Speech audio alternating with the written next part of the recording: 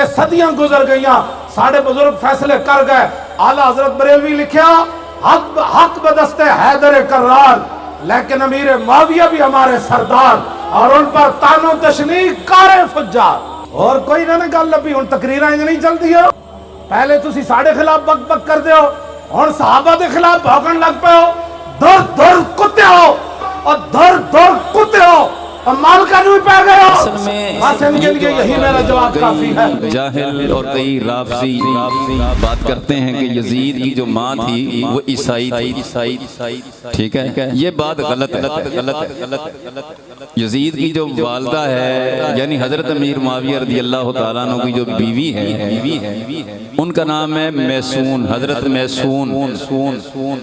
وہ قبیلہ جو بنو کلب یا کلبیہ تھا اس کے ساتھ ان کا تعلق تھا، مگر ان کا عیسائی ہونا یہ بالکل جھوٹی بات ہے، اور ایک رافضی اور شرابی اور خبیث قسم کا راوی ہے ابن درید، یہ اس کی بکواس ہے۔ اہل سنت کے جو اکابر ہیں انہوں نے اس بات کا سختی سے رد کیا ہے، اور بلکہ علامہ ابن کثیر نے البدایہ والنہایہ میں ان کے ایمان اور ان کے دین کو عظیم کہا کہ بڑے بڑے اچھے ایمان والی تھی، بڑے عظیم ایمان والی تھی۔ اب دیکھیں بات یہ سمجھیں، کسی ماں باپ کی اولاد اگر بری نکلے تو اس میں جرم ماں باپ کا نہیں ہے، بھگتیں گے وہ نہیں۔ حضرت نوح علیہ السلام کا بیٹا کنان اگر بغاوت کرے، نافرمانی کرے، ٹھیک ہے، تو نوح علیہ السلام سرکار کی ذات اللہ کے نبی ہیں۔ اب کیا نوح علیہ السلام سرکار کی ذات والا سبحان نعوذ باللہ اس کے ذمہ دار ہیں؟ آدم علیہ السلام کا بیٹا قابیل سب سے پہلا قاتل ہے، اور جب تک قتل ہوتے رہیں گے اس کو اس قتل میں اس کا عذاب ہوتا رہے گا۔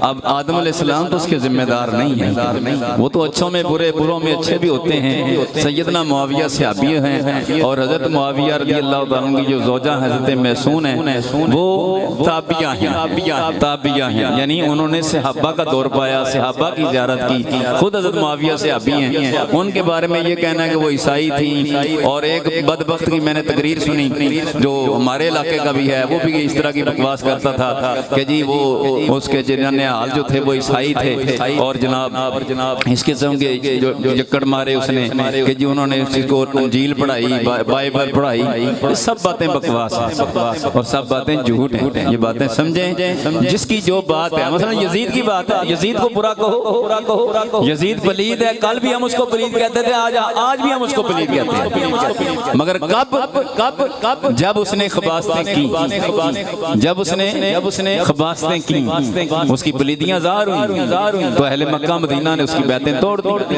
واقعہ ہر رائے سے بنیاد پر پیش آیا۔ یزید کی خباثت میں، اس کے پلید ہونے میں ہمیں کوئی شک نہیں ہے، ہم یزید کے وکیل نہیں ہیں، جو برا ہے ہم اس کو برا کہتے ہیں۔ جی